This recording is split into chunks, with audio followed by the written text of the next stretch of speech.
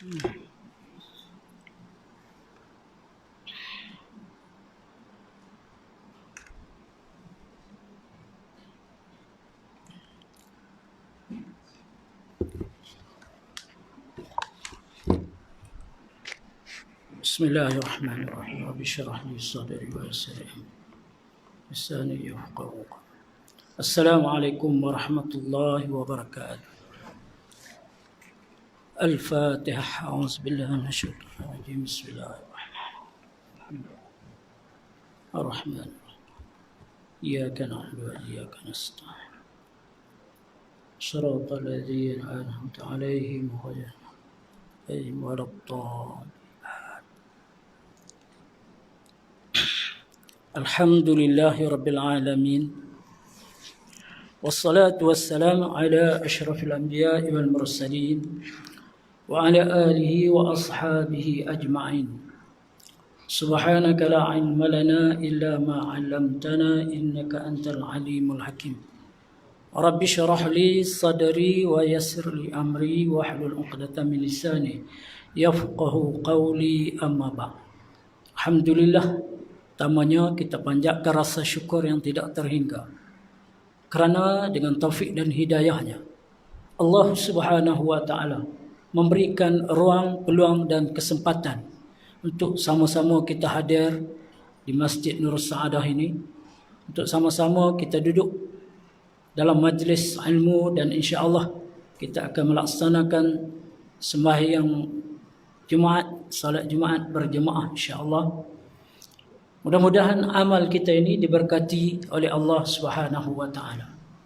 Kita merafakkan rasa syukur juga kerana pada hari ini semalam kita telah dipertemukan dengan hari yang sangat mulia, iaitu hari keputeraan Nabi besar Muhammad sallallahu alaihi wasallam. Nabi Muhammad sallallahu alaihi wasallam adalah role model, contoh teladan yang menjadi idola kita. Dan Nabi Muhammad jugalah yang menjadi penyebab, yang menyebabkan kita pada hari ini dapat hadir dan duduk di sini. Kita bersyukur sangat-sangat kerana dengan pengorbanan dan perjuangan Nabi besar Muhammad sallallahu alaihi wasallam, maka kita dapat duduk dan kita menjadi orang Islam yang beriman dan bertakwa kepada Allah Subhanahu wa taala.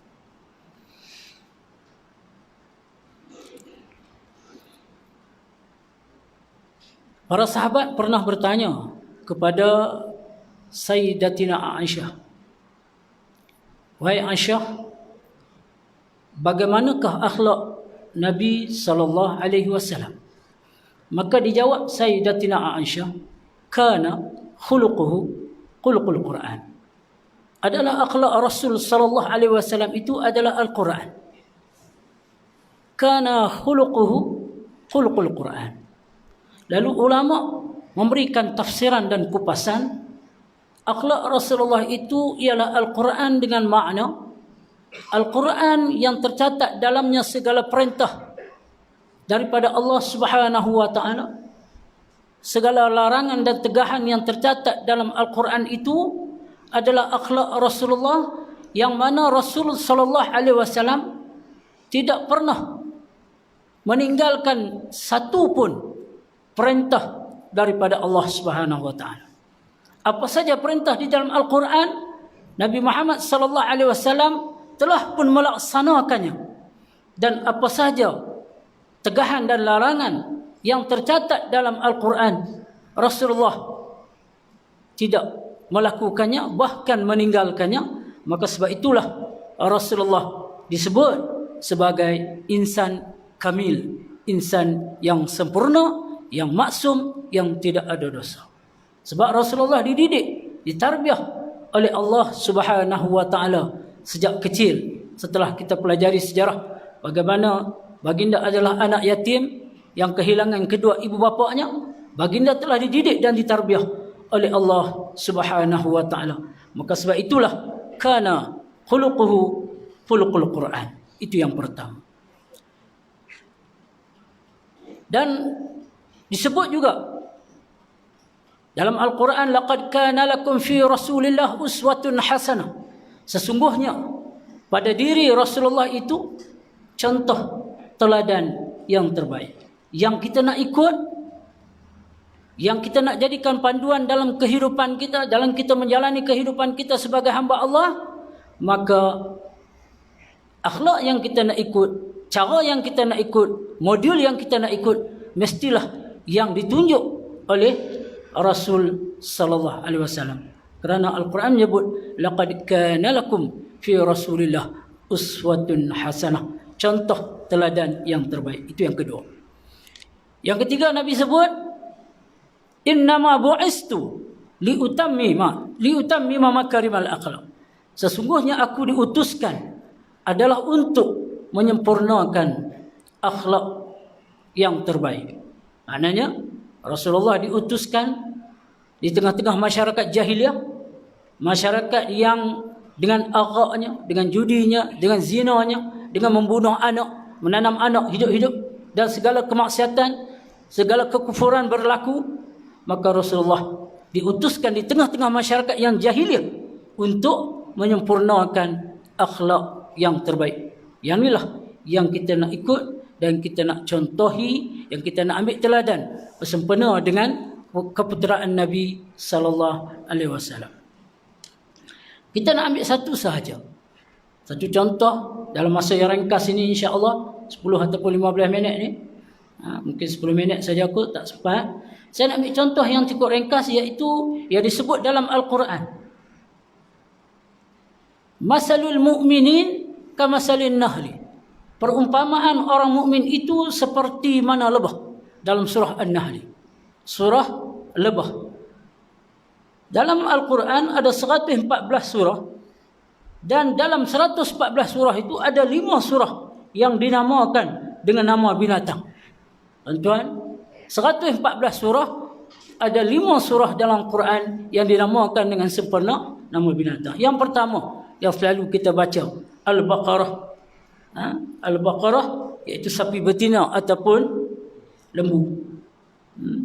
Surah Madaniyah. Itu yang pertama, surah Al-Baqarah.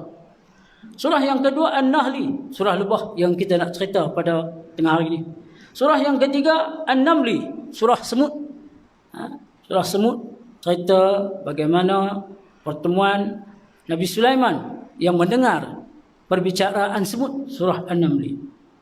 Dan yang keempat surah Al-Ankabut, surah lebah, surah apa? Labah-labah, Al-Ankabut, Baitul Ankabut, yang menceritakan kisah kaum Ad dan kaum Samud. Dan yang kelimanya surah Al-Fil, surah gajah, yang menceritakan tentang tentera-tentera Abraha. Baik. Apa istimewanya lebah sehingga namanya disebut di dalam Al-Quran yang saya sebut tadi? Dalam surah An-Nahl ayat 69, tuan-tuan boleh buka dan baca, iaitu Allah Ta'ala sebut, "Thumma kuli min kulli thamarat fasluki subula rabbika zulala yakhruju min butuniha syarabun mukhtalifun alwanuh fihi shifaa'un linnas inna fi dzalika laayatin liqaumin yatafakkarun." Kemudian ini surah An-Nahl ayat 69. Kemudian makanlah dari segala jenis bunga-bungaan dan buah-buahan yang kamu suka, serta turutilah jalan-jalan peraturan Tuhanmu yang diilhamkan dan dimudahkannya kepada kamu.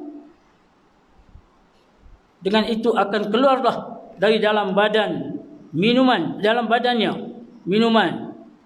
madu yang berlainan warnanya, yang mengandungi penawar bagi manusia dari berbagai-bagai penyakit. Sesungguhnya pada demikian itu ada tanda-tanda yang membuktikan kemurahan Allah bagi orang-orang yang mahu berfikir.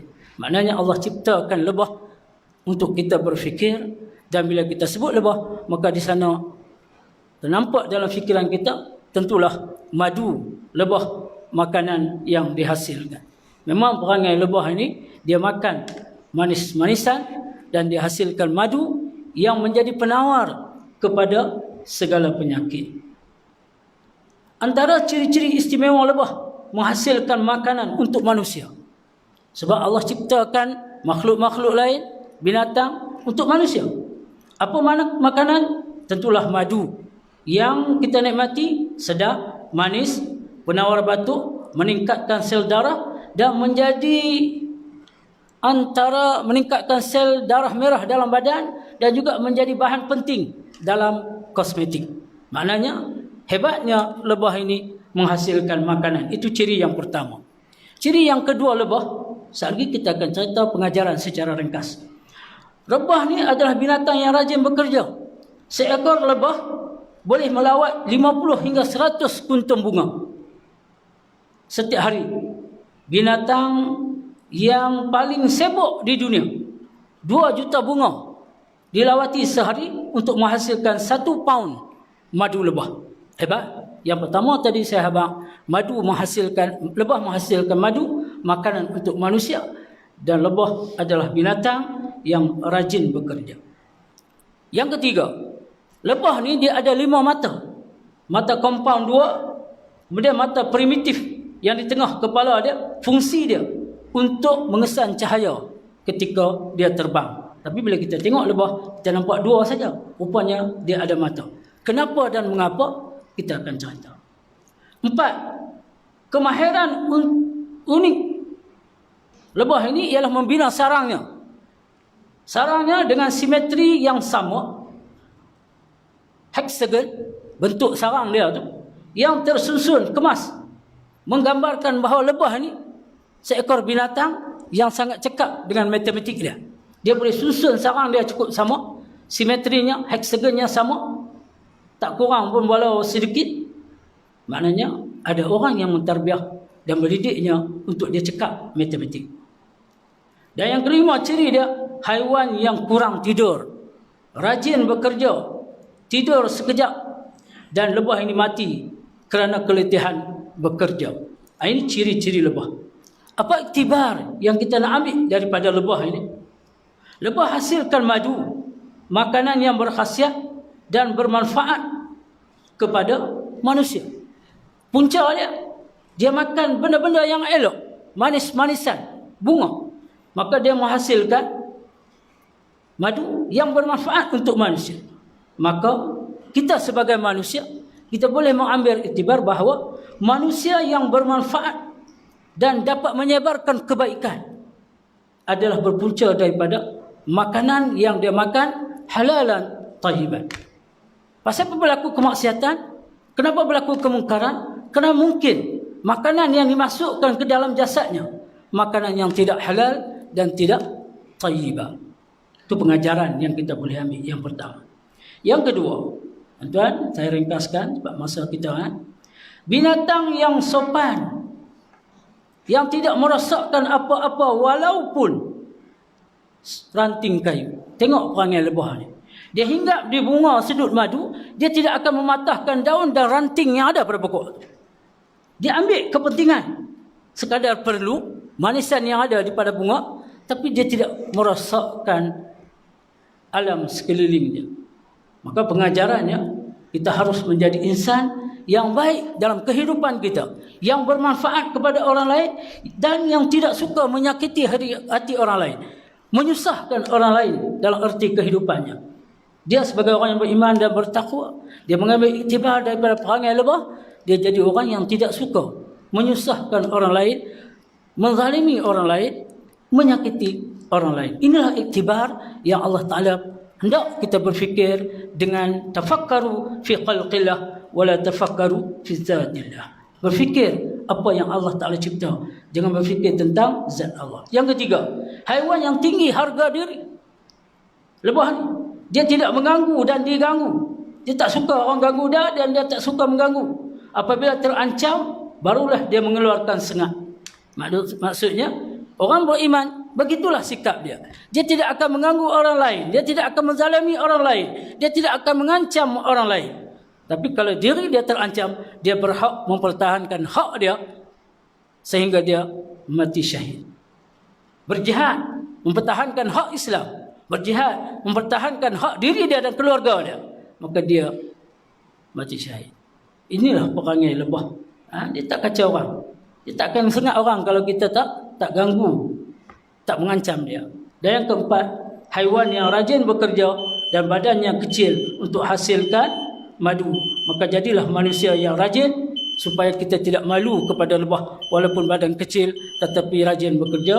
Dan yang terakhirnya, yang kelima, ungkapan jangan jadi mata langau tetapi yang sering mencari keburukan, jadilah mata lebah yang sering melihat benda baik dan benda-benda yang indah. Allah nak ajar kepada kita, walaupun dia ada mata banyak, dia tak akan jadi seperti langau, seperti lalat yang hanya melihat keburukan, yang suka kepada kebusukan. Tetapi lebah, dia sentiasa melihat benda-benda yang baik dan dia sentiasa berdepan dengan benda-benda yang indah. Yang inilah kita nak cari sebagai orang mukmin. Masalul mu'minin kamasalin nahli. Perumpamaan orang mukmin seperti mana lebah. Kita lihat benda-benda yang baik, kita berfikir benda yang baik, kita buat benda yang baik, maka kita akan jadi mukmin yang sejati. Wallahu alam.